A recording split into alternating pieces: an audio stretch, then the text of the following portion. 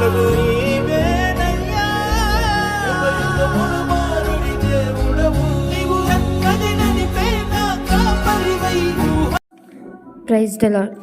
ఈరోజు దేవుని వాగ్దానం, నేను మీకు ఖ్యాతిని మంచి పేరును తెప్పింతును.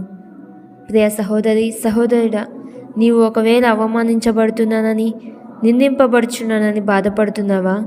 బాధపడకు. నీకంటే ముందే మన రక్షకుడైన యేసు అవమానించబడ్డాడు, నిందించబడ్డాడు. ఎందుకంటే నీకు నాకు మంచి పేరుని మంచి ఖ్యాతిని ఇవ్వాలని ఆశపడుతున్నాడు కాబట్టి.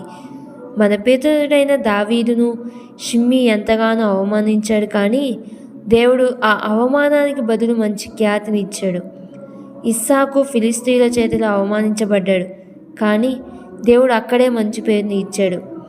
నెహెమ్యా దేవుని పట్టణమైన యెరూషలేము ప్రాకారాలు కడుతుండగా ఇశ్రాయేలు ఎగతాళి చేసిన దేవుడు ప్రాకారాలు కట్టించి నెహెమ్యాని ఎంతగానో హెచ్చించాడు.